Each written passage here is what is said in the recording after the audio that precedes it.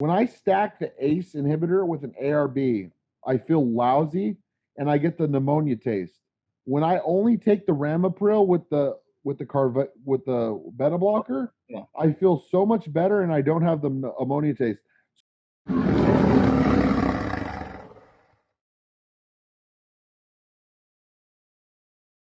So Hussein Ashur says, what's your opinion on HGH fragment 176191? I've never used it. I love that, dude. I love it. And I'll tell you what, I'm not just loving it for my own experience. I'm going to tell you something. My stepmom, okay, she has never taken anything in her life, ever. And she has stubborn fat areas like most older women in their 50s and 60s. She's in her 60s.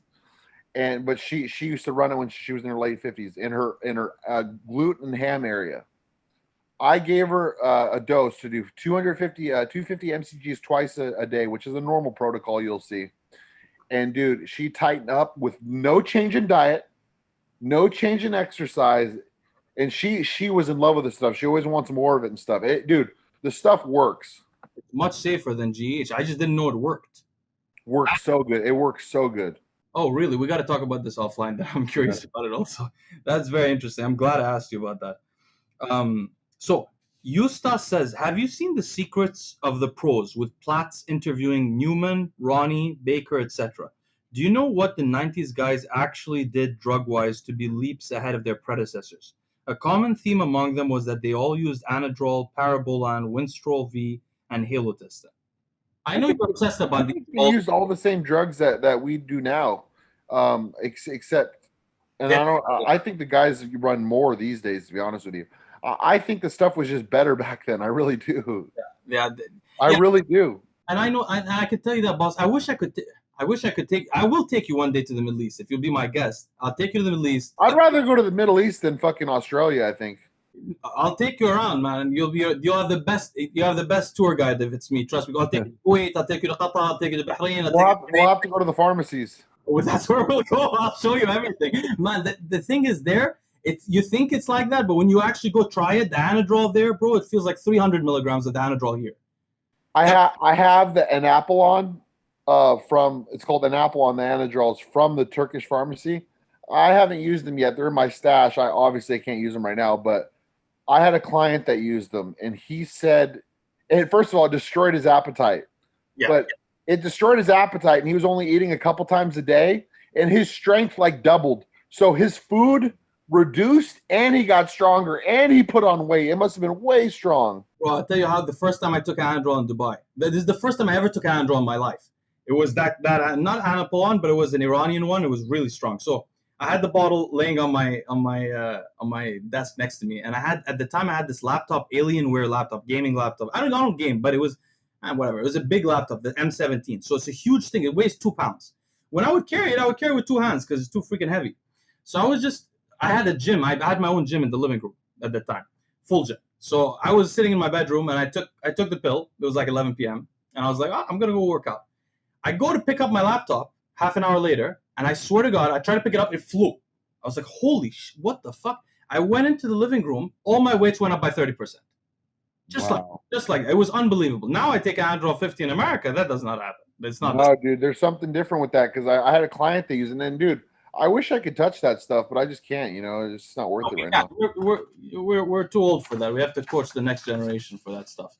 Okay, so Troublemaker says the best pregnancy protocol. Now, Boston has a pregnancy protocol. You can order it from him. I have ordered it from him myself. So you guys can order it yourself. I ordered it years ago from him. It's very helpful. But I want to tell you guys something about this. We're not going to answer the full question, but I want to tell you guys something. There's also pregnancy protocols for women.